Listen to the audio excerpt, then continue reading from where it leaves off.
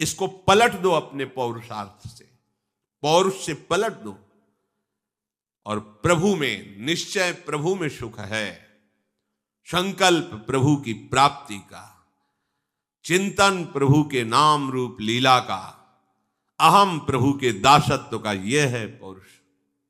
हम इस पौरुष का प्रयोग दूसरों को दुख देने में, दूसरों के स्वत्व का अपहरण करने में, इंद्रियों को संतुष्ट करने में, मन को दुलार करने में, इसीलिए हमारा पुनरपि जननम पुनरपि मरणम पुनरपि जननी जठरे शयनम। पुरुषार्थ, धर्म, अर्थ, काम, मोक्ष। पहले धर्म और मोक्ष, बीच में है अर्थ और काम।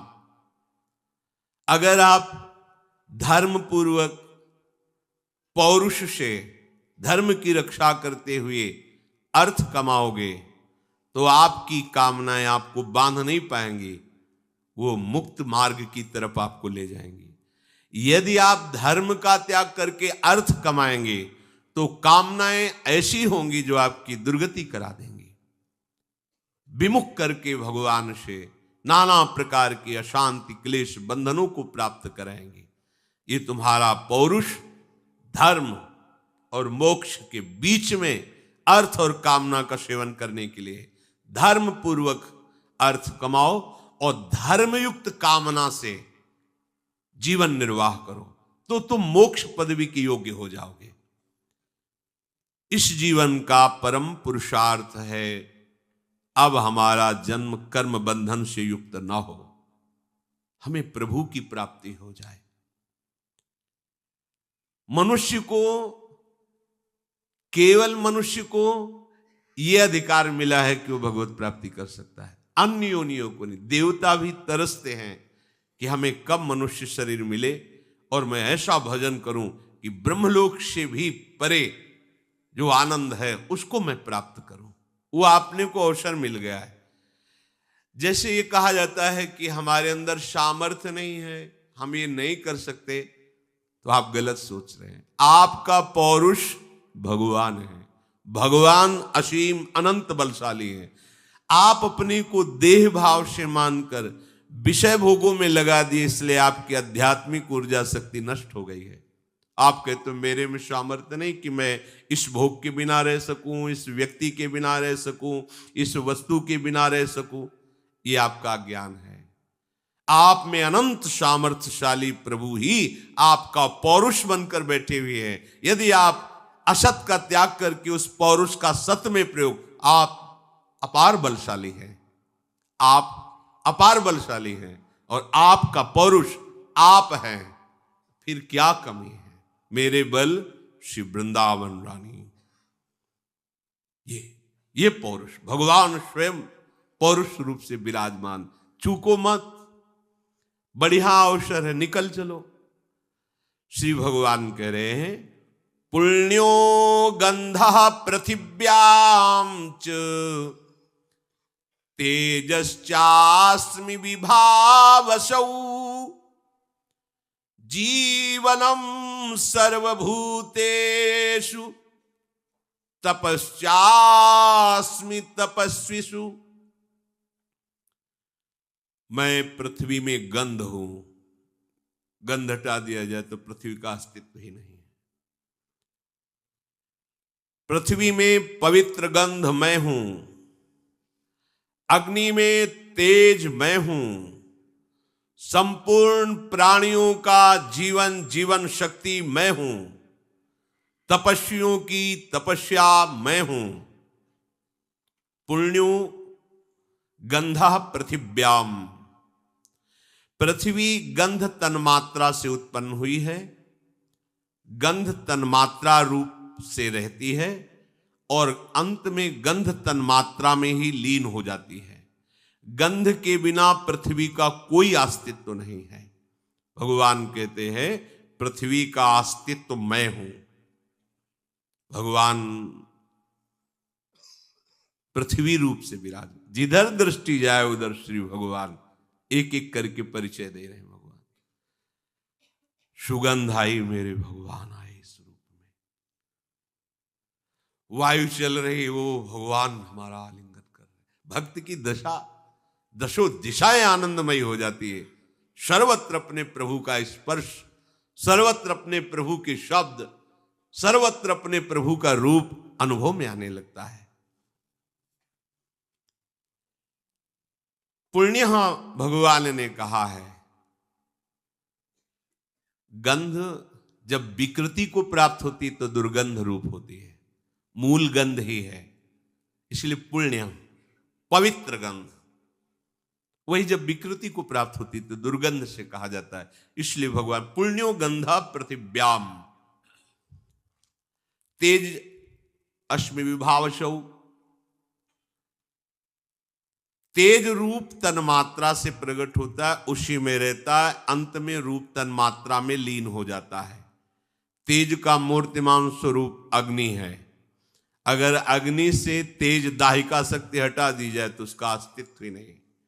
भगवान अग्नि में तेज है।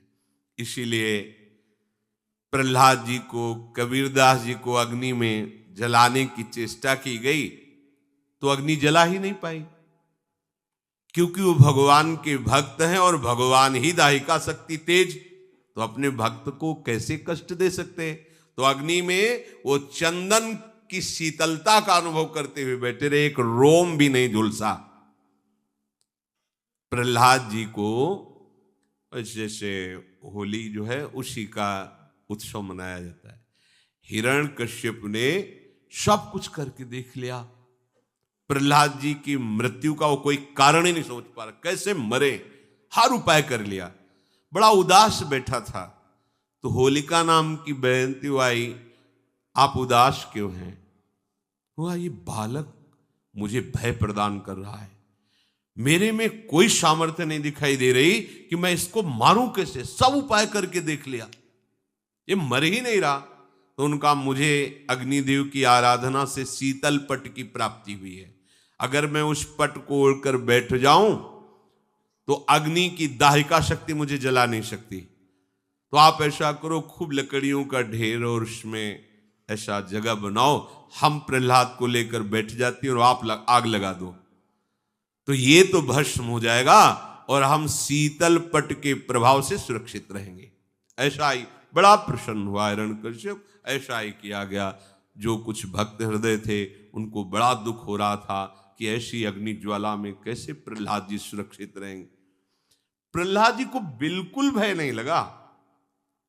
ये भक्त का लक्षण होता है, निर्भय। शरणागत भक्त का पहला लक्षण निर्भय, दूसरा निश्चिंत, तीसरा निशोक। मेरे प्रभु सब रूपों में हैं, वो जैसा चाहेंगे वही होगा। कैसे ऐसा हो सकता है कि प्रभु के विरुद्ध कोई देवता, लोकपाल, कोई शक्ति आचरण कर सके? ऐसा कैसे हो सकता है? वो शीतल पट के आश्रय में है, अग्नि प्रदत्त, और अग्नि में दाहिका शक्ति रूप से जो विराजमान है उनका आश्रय लिए। सामने जबरदस्ती ऐसे मानो प्रहलाद जी को पकड़ के बैठी, आग लगा दी गई, प्रहलाद जी का रोम भी नहीं झुलसा, और उल्टा शीतल पट प्रहलाद जी के ऊपर, और वो पूरी चीख चीख करके जल के भस्म हो गई। क्यों? दाहिका शक्ति प्रभु है। पूरी लंका जला दी, भक्तराज हनुमान जी की पूंछ का एक बाल भी नहीं झुलसा। क्यों? क्योंकि दाहिका शक्ति स्वयं प्रभु है, अपने भक्ति के एक बाल को भी नहीं झुलसने दिया। पूरी लंका जल गई, लेकिन विभीषण जी के घर में झुलसन भी नहीं हुई। ये बात समझनी। हमारे प्रभु तेजः स्वरूप अग्नि में दाहिका शक्ति तेज रूप से विराज मेरे प्रभु हैं। जहां तुम्हारी दृष्टि जाएगी तुम्हें भगवत चिंतन करने का सौभाग्य मिलेगा। अगर ये बात आप स्वीकार करते चले जाएंगे तो धीरे धीरे चराचर जगत भगवत चिंतन युक्त हो जाएगा। फिर जित देखूं तित श्याममयी, खत्म हो गया ये प्रपंच, और है ही नहीं प्रपंच, प्रभु ही हैं। पर इसको केवल बातों से नहीं, भजन करते हुए ये अभ्यास करना होगा। ये भगवान ने कहा है मैं इन सब रूपों में हूं। तेज के बिना अग्नि का अस्तित्व ही नहीं है, वो तेज हमारे प्रभु हैं। अब जो भी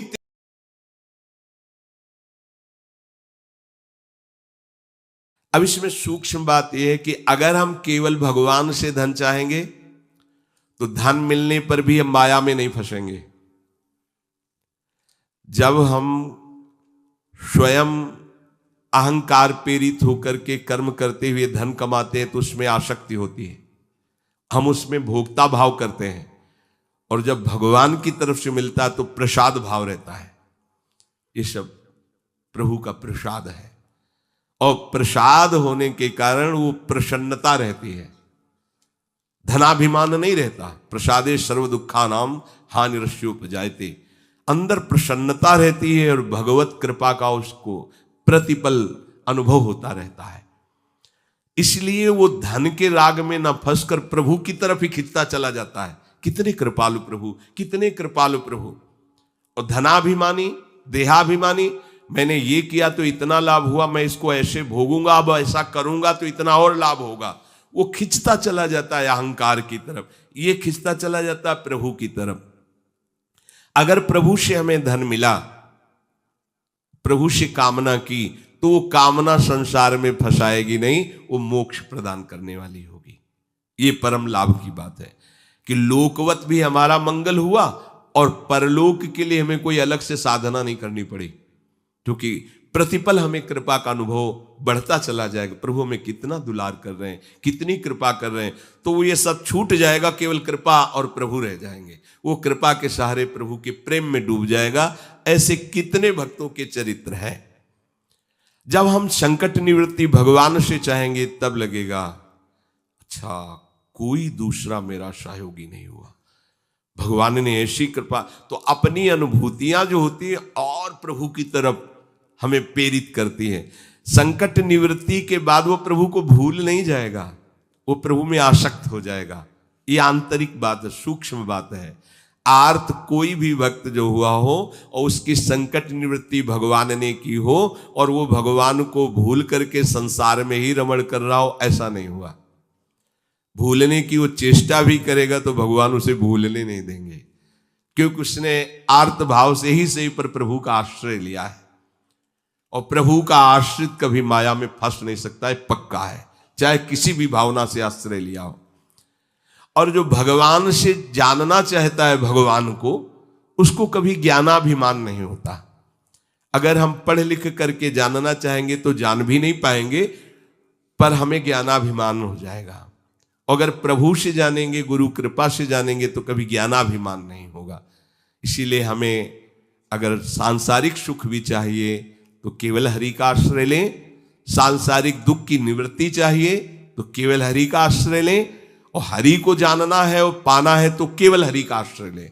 वो सब साधन दे देंगे, वो सब हमको मार्ग दे देंगे, जिससे हमें उनका बोध हो जाएगा या प्रेम हो जाएगा। हम हरि को छोड़कर अन्य आश्रय न लें, हम हरि को छोड़कर किसी अन्य का भरोसा न करें, तो इस प्रपंच की चाह रखते हुए भी हम भगवान को प्राप्त कर लेंगे। बहुत सरल भगवान ने बता दिया। अब भी समझ में ना आवे तो आप जाने। हमारी यही तो चाहे है, हमें धन मिल जाए, हमारी दुख निवृत्ति हो जाए, हमें ज्ञान हो जाए, हमें मोक्ष हो जाए, सब हो जाएगा। केवल भगवान का आश्रय ले लो और नाम जप करो, पर गंदे आचरण मत करो। आहार विहार संयम से करो, शास्त्र संयम से। अब करो गंदा आचरण। जो गंदे आचरण वाले थे जब प्रभु की शरण में आए तो उलट गए, फिर दोबारा नहीं देखा उधर, तो क्या हुआ, वो महात्मा बन गए। अब अपनी भगवान की शरण में आए, अगर गंदे आचरण करते रहेंगे तो अनुभव नहीं होगा, और ये होगा कि पता नहीं भगवान आपके ऊपर प्रसन्न होंगे इसलिए ऐसा हो गया, हमारा तो नहीं हुआ। आप आचरणों को, भगवान का बल आपको सहयोग देगा, आपको बचाएगा। पर आप इच्छा करके यदि कामनाओं की प्रवाह में बहकर गंदे आचरण करेंगे तो छूट भी दी है भगवान ने, आप करो और उसका फल भोगो। अवश्य में भोक्तव्यम कृतम कर्म शुभाशुभम। आश्रित को ये ध्यान रखना चाहिए, अपने आराध्य देव के विरुद्ध आचरण नहीं करना चाहिए। अगर कहीं होने की संभावना हो तो आराध्य देव से प्रार्थना करनी चाहिए, बचा लो प्रभु। हर्षित हो कि कैसे कोई पापाचरण कर सकता है भगवान का दास कहलाकर, भगवान का शरणागत कहलाकर। सबके अंदर वासनाएं होती हैं, इन्हीं का नाश करने के लिए तो हम भगवत मार्ग के पथिक बने। और नाम में इतनी सामर्थ्य पूछो मत।